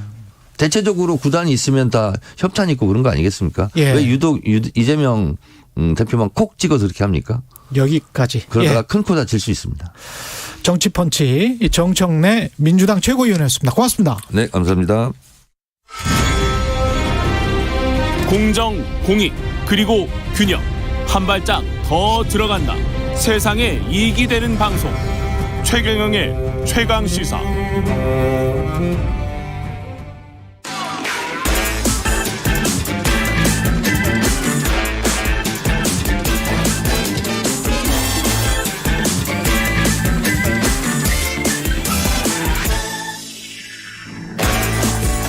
네, 앞서 언급한 여론조사 관련해서는 자세한 사항, 중앙선거 여론조사 심의 홈페이지 참조하시면 됩니다.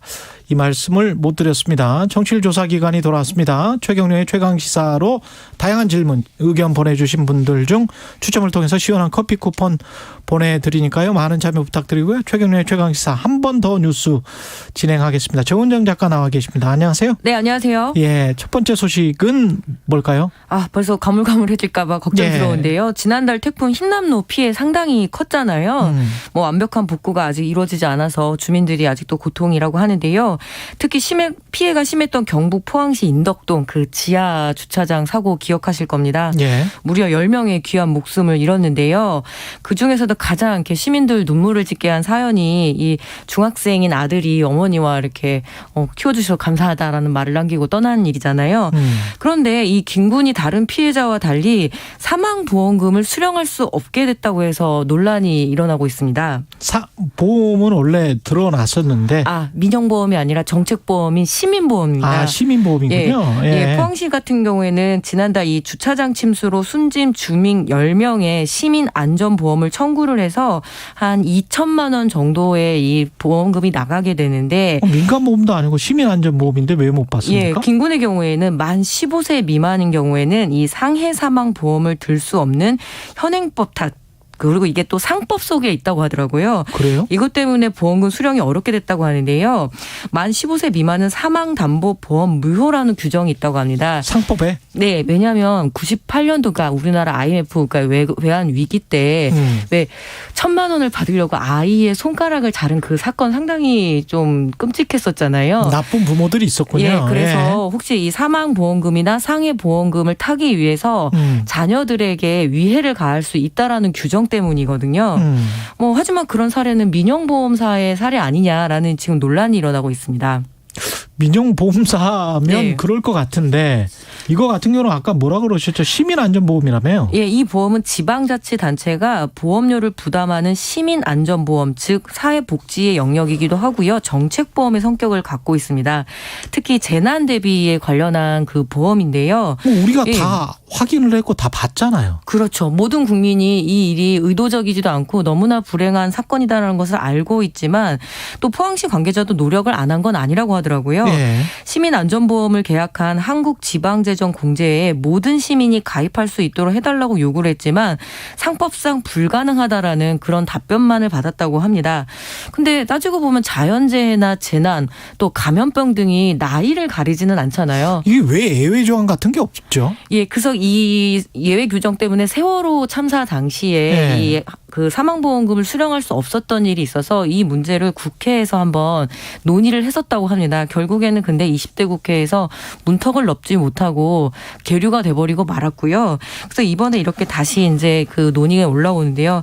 아무래도 모든 국민들도 이해를 하기 굉장히 어려운 거죠. 생각해 보면 재난 같은 경우엔 특히 취약한 어린이나 청소년들에게 더 위험할 수도 있잖아요. 그런데 이런 불합리한 조치가 지금 개선되지 않고 있고요. 그리고 또 지방선거에서 이 각 지자체장들이 시민안전보험 공약 웬만하면 다 내세우거든요. 하지만 이런 중요한 상황에서 제대로 작동되지 않는다라면 다시 한번 점검을 해봐야 되겠고 당연히 정치 정치권들에서는 나서서 이 예외 규정에 대한 부분들을 당연히 또 이렇게 개선을 해야 되겠죠. 국회에서 법 개정을 해야 되는 사안이군요. 네, 그렇습니다. 그래도 소급 적용은 안 될 것 같은데 네. 법 개정을 하고 나서는 그렇죠. 그래서 뭐 댓글들을 안타깝네요. 보니까 네. 2천만 원이 뭐 그렇게 큰 돈이냐 그렇게 하는데 이거는 최소한의 위로금이고 그렇죠. 또 예, 시민으로서의 어떤 권리이기 때문에 반드시 이번에는 예, 개선이 돼야 될 것 같습니다. 다음 소식은 이란 소식인데요. 예. 네, 이란의 히잡 투쟁 소식이라고도 할 수 있고요. 예, 지난달 이란에서 이 테헤란으로 여행을 왔던 그 쿠르드족 여성 마사 아미니 사건을 잘 아실 겁니다. 예. 예, 이란의 이슬람 근본주의와 이 정부에 반대하는 시위가 잦아들기는커녕 확산 일로에 젖어들었다고 하는데요. 예, 특히 10대들까지 반정부 시위에 참여해서 여성 인권을 쟁취하기 위한 시위가 이어지고 있다고 합니다. 마사 아미니가 경찰에 체포됐다가 이제 의문사한 여성입니다. 예, 심장마비로 그냥 이렇게 유야무야 넘어갈 뻔했던 거를 여성 기자 닐루파 기자가 폭로를 하면서 드디어 이렇게 알려지게 된 건데요. 예, 반정부 시위에 근데 참여했다가 이번에는 17세의 학생인 니카 샤카람이라는 학생이 또 사망에 이르게 또 됐습니다. 사망했어요? 그런데 의문사에 가깝게 왜 죽었는지 어떻게 된 건지에 대한 이야기도 지금 명확하지가 않아서 니카 샤카람이 예, 그래서 이번에는 이란의 10대 소녀들 그리고 학생 여기서 소녀라고 말씀드리지만 지금 남성들도 반정부 시위에 함께 다 참여를 하고 있거든요. 그렇죠. 좀 찾아보니까 벌써 이 시위로 154명이 사망을 하고 2,000명 이상 체포가 된 아주 좀 심각한 인권 탄압 사례이긴 한데요. 예. 지난 10월 1일에 주한 그 이란 대사관 앞에서도 시위가 벌어져서 몇백 명, 수백 명의 이란인들이 와서 이 시위에 동참을 했었습니다. 그래서 어떤 동년배 10대 여학생들이 드디어 이제 시위에 나서게 되면서 더욱더 확장 국면인데요. 특히 지금 현재 그 정권을 잡고 있는 하메네이에게 죽음을 이러면서 외치면서 그 사진이 교실마다 걸려 있는데 거기에 그 거기에 가운데 손가락을 올리면서 상당히 그랬죠. 예, 세게 나오고 있네요. 예. 그리고 이란 뭐 구경 TV도 해킹 당했었던 기억이 있습니다. 예, 뿐만 아니라 지금 연대 의사 표시들이 국제적으로 지금 활발하게 일어나고 있는데요. 예, 우리가 잘 알고 있는 그 프랑스의 대여배우죠. 줄리에트 비노시. 예, 그리고 이자벨 아자니까지 그 자신의 머리카락을 잘라서 이란 여성들과 함께 하겠다. 그 인권의 머리카락이다라는 해시태그를 걸면서 지금 함께 하고 있는데요. 자유를 위한 머리카락. 해시태그 헤어 포 프리덤 이렇게 나와 있네요. 뿐만 아니라 지금 그 유럽 정치권도 동참을 하고 있습니다. 이라크계인 스웨덴의 아비르 유럽의회 의원은 지난 4일 유럽의회 연단에 올라서 역시 머리카락을 자르면서 또 쿠르드어로 여성, 생명, 자유를 이렇게 외치면서 그 관심과 그리고 연대를 호소를 했는데요. 뭐 지금 점점점 이 확산 일로로 커지기는 하지만 중요한 거는 안전이잖아요. 이란 시민들의 안전이잖아요. 그래서 그 부분에 대해서 국제사회가 우크라이나 전쟁만큼 또 관심을 좀 모아야 되지 않을까 싶고요. 네. 여성 인권 문제가 이란이 정말 심각하죠. 예, 1979년 이전에 그 이슬람 혁명 전에는요. 정말 짧은 미니스커트도 있고 그리고 이런 스카프나 히잡도 선택이었고요. 그리고 남녀 분리 정책도 없어서 남녀 공학에서 활발하게 공부도 하고 또 사랑도 하고 이랬었는데 그러니까 지금의 이슬람 체제가 당연했던 거는 아니죠. 또 혹자들은 이게 이슬람만의 문제라고 생각을 하지만 결국에는 이 전국 전 세계 어떤 여성 인권의 문제이기도 하고요. 예, 남성들도 함께 하고 있는 인권 증진, 보편적인 그 가치를 향해서 뚜벅뚜벅 나아가는데 유독 좀 한국에서는 그냥 이렇게 좀 단신 처리가 되는 것 같아요. 그래서 오늘 좀 일부러 좀 소식 좀 전하고 싶어서 들어왔습니다. 잘 가져오셨습니다. BBC 등에서도 계속 뭐 보도를 하고 있더라고요. 한국에서는 조금 좀 가볍게 처리가 되고 있는 것 같은데 중요한 문제입니다. 한 번 더 뉴스 정은정 작가였습니다. 고맙습니다. 네, 감사합니다.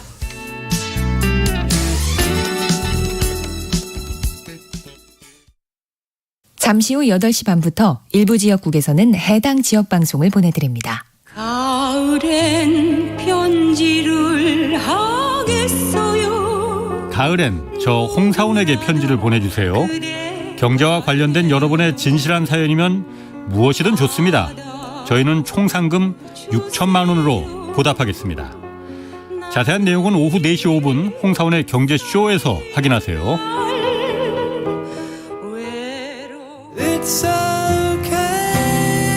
진행은 서툴지만 내용은 알찹니다.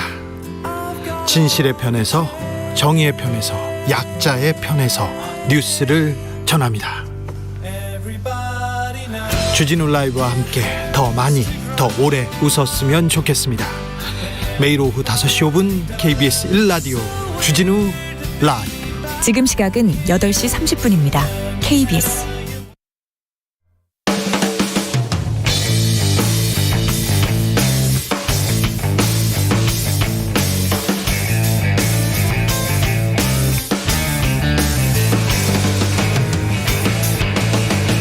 최경영의 최강 시사.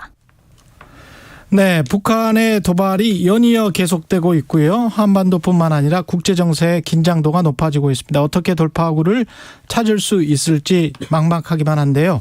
최근 다시 평화라는 제목의 책이 나왔습니다. 한반도의 피스메이커로 불리는 임동원 전 통일부 장관이 펴낸 자서전인데요. 예, 관련해서 임동원 전 장관 모시고 요즘 현안 그리고 한국 현대사의 그리고 한반도 평화의 문제를 좀 자세하게 짚어보겠습니다. 안녕하십니까, 장관님? 안녕하십니까? 예, 장관님이 1933년 생이시면 90이시네요. 예. 예, 평화북도에서 태어나셨고 그 외교관 육사 거치셔서 외교관 그리고 뭐 대사 하셨다가 통일부 장관 되셨잖아요. 예. 네. 노태우 정부에서도 관련해서 한반도 평화를 위해서 일하셨고 김대중 정부에서도 큰 역할을 하셨고 네. 그랬습니다. 그 제가 이렇게 쭉 보다가 보니까 김일성, 김정일, 김정은 이 3대를 다 만나셨습니까? 예. 유일한 남측 인사 아니세요? 글쎄 아마 그런 것 같습니다. 김정은 지금 현재 김정은 위원장 북한을 집권하고 있는 김정은 위원장은 어떤 사람입니까? 김정은 위원장은 오찬석상에서 같이 식사하면서 잠깐 만났습니다. 예. 뭐 많은 대화를 하거나 이러진 않았기 때문에 그 전에 그 할아버지, 아버지 김일성, 예. 김정일 위원장하고는 뭐 많은 대화도 나눌 기회가 있었는데 김정은 위원장은 오찬석사에서 만나본 인상으로는 상당히 이성적인 분이 아닌가 이런 느낌을 받았어요. 이성적이다? 네, 냉철하고 이성적이고 그런 것 같더라고요. 예. 그건 제가 받은 인상이고요. 네. 자세한 건 제가 직접 그렇죠. 뭐 대화하고 이러지 않았기 때문에 말씀드리기가 어렵네요. 그렇지만 김일성, 김정일 그 두 사람을 만났기 때문에 그걸 통해서 또 북한과 관련해서는 또 굉장히 많은 사전 지식이 있으시기 때문에 이게 북한의 김정은 위원장이 지금 현재 가장 그럼 걱정하고 있는 건 뭘까? 이성적이고 냉철한 사람이다라고 말씀을 하셨는데 뭘 계산하고 이렇게 계속 미사일을 쏘는 것일까? 최근 보름 동안에 한 7발을 쐈잖아요. 북한이 요새 미사일 발사하는 것은 뭐 우리가 상식적으로 다 잘 알고 있는 바와 같이 한미일 군사훈련, 연합훈련, 미국의 레이건 항공모함 전단이 동해에 출동하고 그래서 상당히 그걸 위협으로 북한은 느끼지 않겠습니까? 거기에 대응하기 위한 조치가 아닌가 이런 생각이 듭니다. 북한은 위협으로 느껴서 거기에 그렇죠. 대응하는 거다. 그렇죠. 그리고 자기들도 같이 무력 시위를 하는 것이죠. 그러면 거기에 어떤 우리는 언제든 공격할 수 있다. 그런 함의가 포함되어 있습니까? 아니면은 그런 의지가 들어있는 것이죠. 예, 그러니까 공격할 수 있다는 의지가 우리를 위협하고 우리에 대한 공격을 하지 말아라 하는 신호이라고 볼 수가 있는 것이죠. 오늘 그 경향신문이 파이낸셜 타임즈를 재인용한 걸 보니까요. 그 미국의 고위 당국자들도 대부분이 비핵화에 관해서 실패한 전략이다. 북한의 비핵화 전략 실패했고 그래서 지금은 뭔가 다른 어떤 노선 정책으로 가야 되는 것 아닌가 그런 논의를 지금 하고 있는 것 같더라고요. 겉으로는 드러내지는 못하지만 어떻게 생각하세요, 장관님은? 지금까지의 북한 비핵화 전략 한미가 공조해서 열심히 했는데 어떻게 평가를 하시고? 지금 미국에서 그런 경향이 있다는 것이 그건 당연한 거라고 봅니다. 이제 당연하죠. 더 이상 비핵화 논의할 때가 아닌 것 같아요. 그 단계는 지났어요. 그거는 북한이 본격적으로 핵 개발을 시작한 것은 부시 대통령이 북한을 악마, 악의 축, 그다음에 레짐 체인지, 정부 정복의 대사이라고 선언했던 부시 닥트린이 있죠. 예. 부시 닥트린을 계기로 미국이 그 이전에 클린턴 정부에서 제네바 미북 합의를 통해서 북핵 문제를 해결에 그 돌파구를 열었었거든요. 북한은 핵 포기한다. 예. 개발을 하지 않는다. 그 대신에 미국은 관계 정상화한다. 적대 관계 해소한다 하는 거하고 맞바꿨죠. 기브 앤 테이크죠. 예. 주고받고 식으로 해가지고 그걸 지켜왔어요. 그래 8년 동안 잘 유지되어 왔는데 부시 대통령은 그건 위대한 미국이 이 불량국가 북한에 대한 굴욕적인 합의라고 반대해 왔었는데 집권하면서 그 제네바 합의 파기시켰거든요. 예, 맞습니다. 예. 그러자 북한이 그렇다면 우리 핵 개발을 한다 해서 8년 동안 동결시켰던 핵 활동을 재개한 것이 2003년 1월. 그때부터 15년 동안 꾸준히 미국의 군사적 압박, 경제적 제재에도 불구하고 해서 결국은 2017년 말에는 자기들이 핵무력을 갖는 데 성공했다고 선언하게 되지 않습니까? 예. 15년 동안. 그리고는 이제 핵 억제력을 가졌기 때문에 이제부터 협상에 나선다. 그 미국하고 협상하기를 바란다. 해서 트럼프하고 싱가포르에서 만나서 아주 훌륭한 합의를 했죠. 그 합의가 지켜졌다면은 한반도에 평화가 올 수 있고 핵 문제 해결될 수 있었죠. 그 합의가 3가지의 중요한 내용이 들어 있어요. 예. 제1조가 제 첫 번째 항에 미국은 지난 70년 동안 유지해온 북한에 대한 적대 관계를 해소하고 관계 정상화를 해나간다. 이게 핵심이거든요. 예. 왜냐하면 북핵 문제는 미북 적대 관계의 산물이기 때문에 그래 관계 정상화해 나가겠다.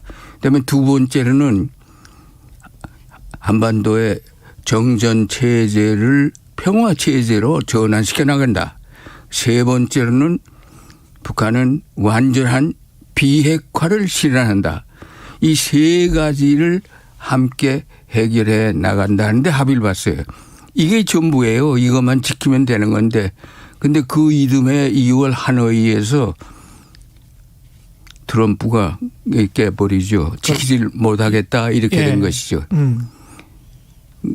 그러니까 참 북측으로서도 상당히 당황했던 것 같아요. 근데 그 후에 한 4년 동안 조용히 관망하다가 이제 금년 초부터 더 이상 기다릴 필요가 없고 그동안에 물론 북한은 내부적으로 핵과 미사일 성능 향상을 위해서 꾸준히 노력했죠. 근데 그걸 그 성능이 제대로 들어맞는가 하는 테스트를 못 해봤는데 예. 금년 초부터 시작을 한 것입니다. 그런데 마침 또 한미일 군사훈련이 전개되면서 같이 무력 시위를 하게 됐던 것이죠. 그렇게 생각을 해보면 그때 정말 한민족에게 천재 이루에 한국에게도 큰 어떤 역사적인 기회가 될 수도 있었는데 그렇죠.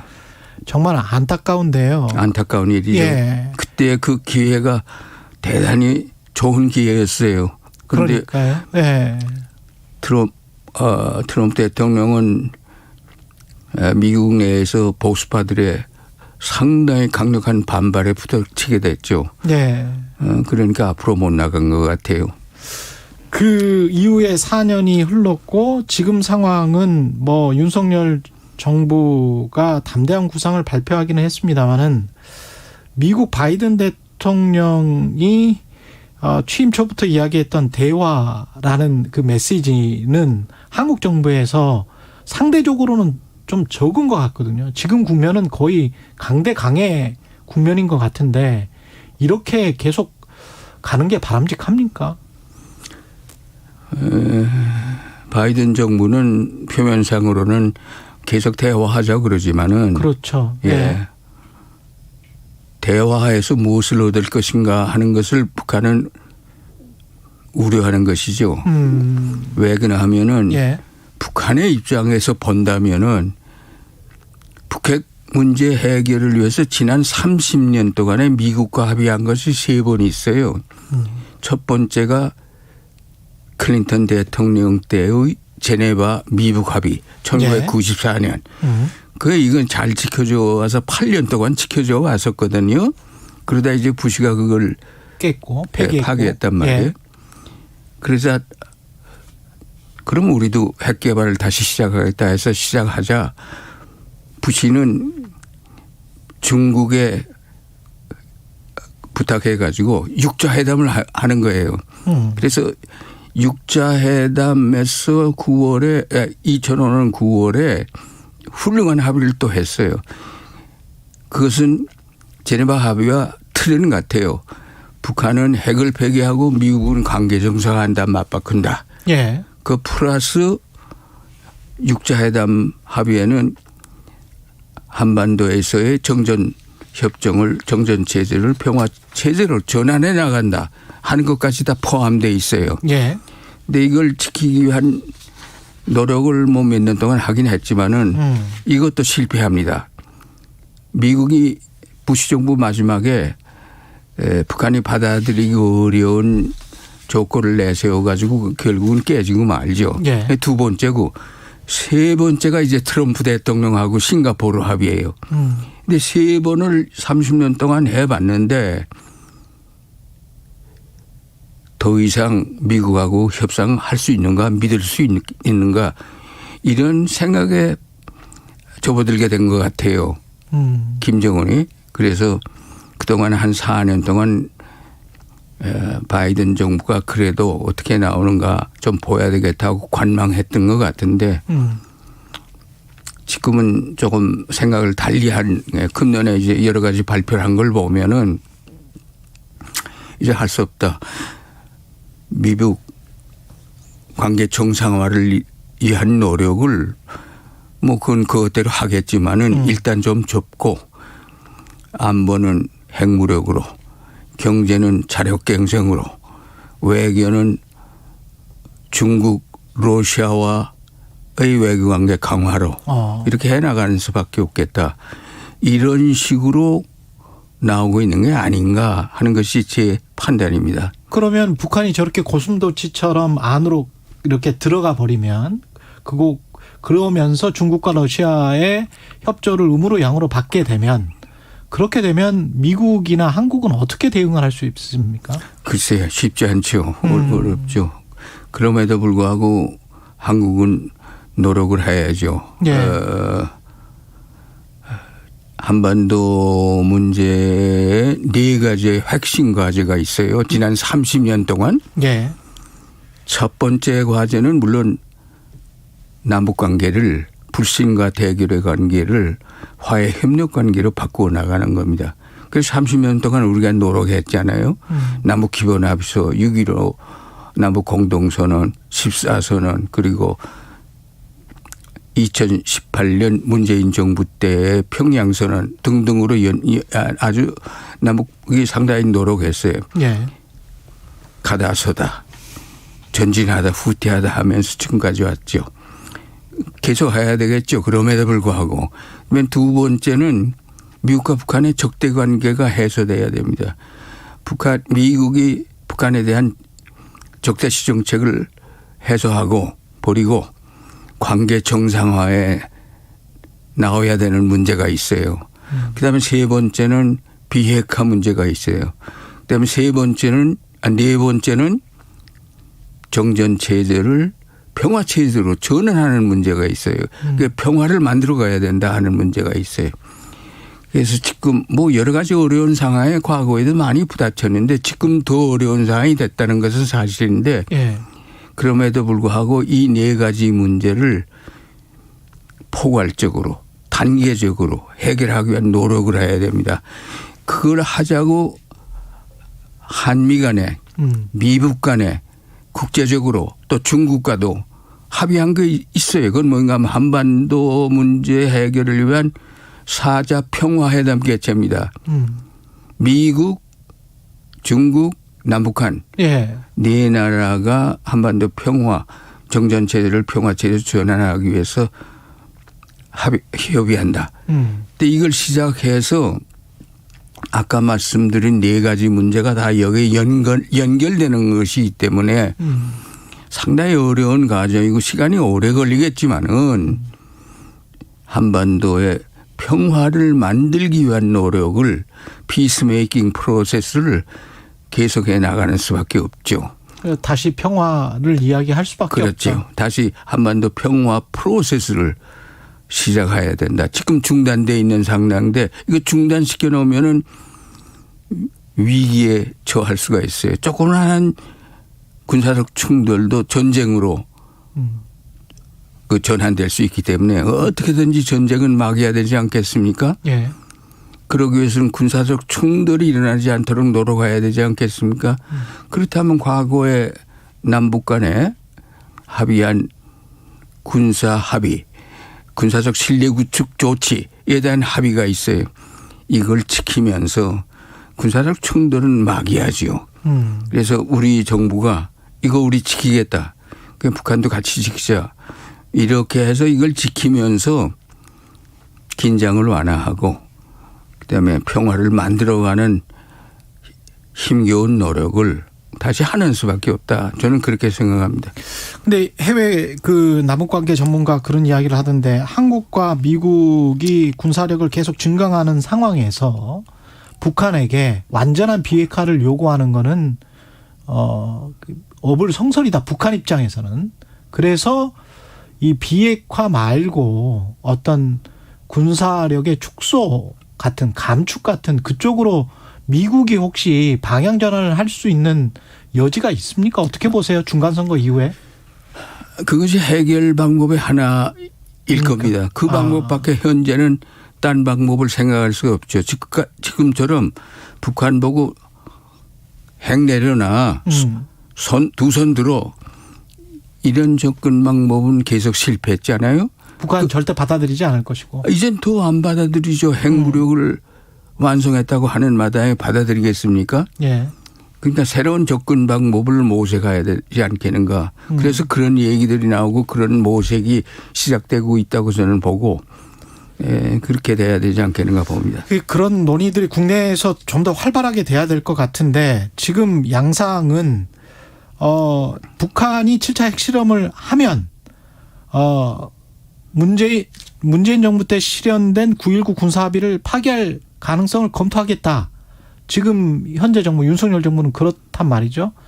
9.19 군사합의를 그쪽에서 핵실험을 하면 파기를 해야 됩니까?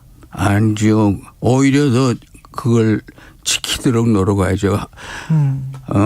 핵실험 할 겁니다. 7차뿐만 아니라 8차까지도 나갈지 모르죠. 네. 미사일 발사 시험 계속 할 겁니다. 근데 이걸 중단시키는 방법은 미국이 북한과의 적대관계 해소하는 겁니다. 여기서 해답을 찾아야 돼요. 북핵 문제는 미북 적대관계의 산물이다 하는 걸 인정하고 지난 30년 동안 3번 합의했어요. 핵 포기, 미북 관계 정상화 맞바꾸는 제네바 합의도 그렇고 6자 회담 9.19 합의도 그렇고 몇 년 전 트럼프와의 싱가포르 합의도 그렇고 똑같아요 공식이. 근데 이쪽 미북 적대관계 해소. 이거 없이 이것만 되게 어렵게 돼 있다 이거죠. 또 그렇게 해야 된다고 양측이 모두 다 합의가 돼 있는데 자꾸 이쪽은 안 해주고 저쪽만 하라 하면 되겠습니까? 그건 힘들죠. 양자 병행해서 해결해 나가야 되겠죠. 그럼 미국 그 양 당사자 우리 입장에서 봤을 때는 한국은 그때는 3자가 되잖아요. 그러면 한국은 미국 적대 관계 해소를 위해서 한국 정부는 뭘 해야 됩니까? 한국 정부대로 미국을 설득하고 정책 공조를 위해서 노력해야죠. 김대중 정부 때 트럼프 정부와 했던 것 같이. 트럼프가 아니라 클린턴 정부와 같이 했던 것 같이. 아주 정책 공조를 잘해서 한반도 평화 프로세스를 시작한 것이 클린턴 김대중 정부 때였죠. 그런 노력을 해야 되겠죠. 그런데 미국의 클린턴 대통령과 같은 생각을 가진 같은 생각을 다시 할 수 있는 단계가 되면 좋겠는데 또 그런 사람이 나오면 좋겠는데 하는 것이 우리들의 기대죠. 33년생이시면 제 손친이 이제 32년생이셨는데 전쟁을 거치셨단 말이죠. 예? 전쟁을 거치셨어요. 한국 전쟁. 예. 6.25 전쟁을 거치셨는데. 전쟁 때 월남했습니다. 예.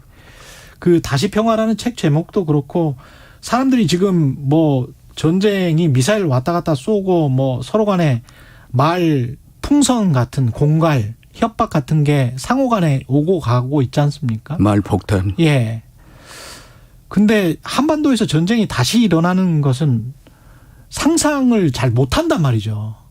얼마나 끔찍한 일입니까? 어떻게 생각하세요? 전쟁을 거치신 분으로서. 절대로 일어나면 안 되죠. 예. 6.25 전쟁을 한번 겪었지 않습니까? 예. 전쟁은 우리가 6.15 전쟁을 통해서 배운 것은 뭐인가?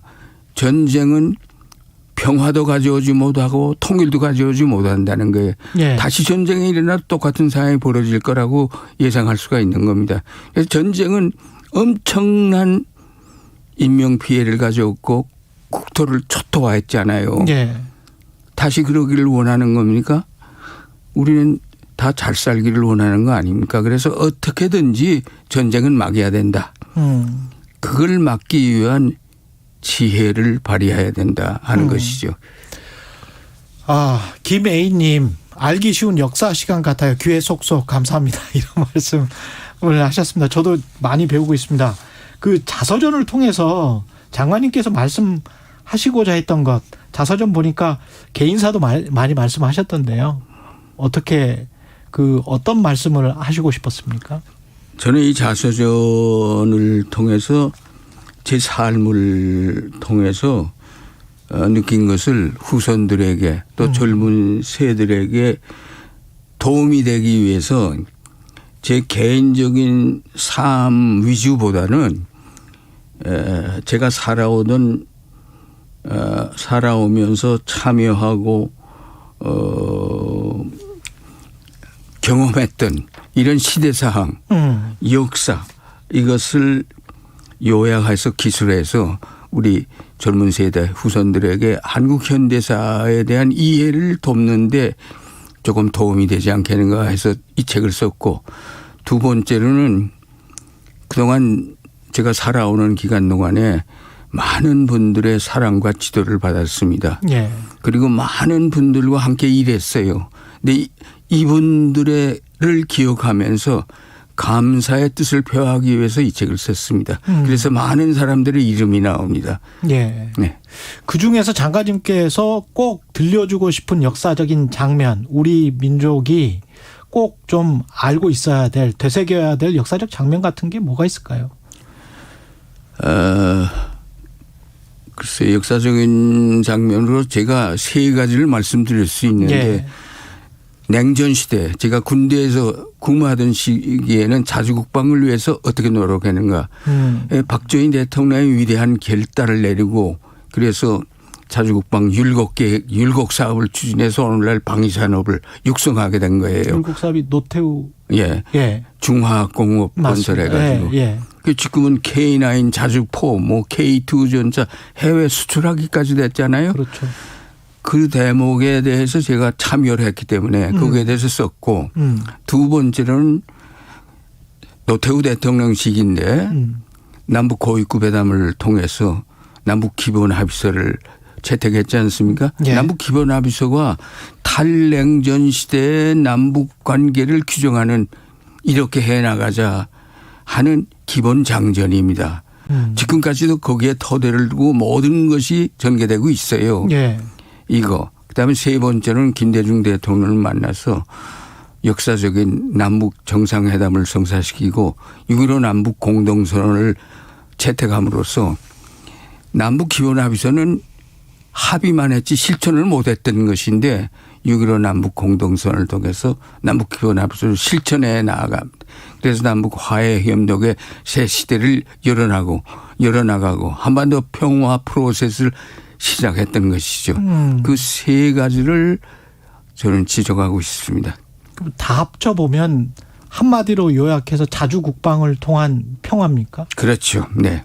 그거는 방어적인 자주 국방을 통한 평화. 냉전 시대. 그다음에 탈냉전 시대는 남북 화해 협력을 통한 평화. 미국과의 정책 공조를 통한 평화. 이랬죠. 좀 잘 됐으면 좋겠습니다. 예. 좀 위험한 시기인데 정말 선생님 같은 장관님 같은 그 현명한 말씀이 좀 필요할 것 같습니다. 이 마지막으로 한 10초, 20초밖에 안 남았는데 현 정부에게 어떻게 했으면 좋겠다라고 좀 말씀해 주실 수 있을까요? 뭐 현 정부도 나름대로 열심히 잘하기 위해서 노력하겠죠. 그러나 과거의 경험들을 잊지 말고 과거로부터 역사로부터 배우는 지혜를 좀 더 발휘할 필요가 있지 않겠는가 이 한마디를 하고 싶습니다. 예. 여기까지 말씀 듣겠습니다. 최근 좌서전 다시 평화를 펴낸 임동원 전 장관이었습니다. 고맙습니다, 장관님. 감사합니다. 예, 10월 11일 화요일 KBS 1라디오 최경영의 최강시사였습니다. 고맙습니다. 코로나19 재유행이 안정적 상황에 접어들었다는 방역당국의 평가에 따라 그동안 50인 이상 행사, 집회에서 유지되어 오던 실외 마스크 의무 착용이 완전히 해제됐는데요. 이제 실외 경기장과 공연장에서도 마스크를 벗을 수 있습니다. 하지만 실내 마스크 의무 착용은 당분간 유지됩니다. 그동안 금지되어 오던 요양병원과 장애인 시설 등의 대면 접촉면회도 허용됩니다. 면회는 사전 예약제로 운영되며 신속 항원 검사 결과 음성이 나와야 하고 음식물 취식은 금지됩니다. 최근 유행하는 변이에 효과적인 계량 백신은 이번 달부터 접종이 가능합니다. 고위험군인 60세 이상 고령층과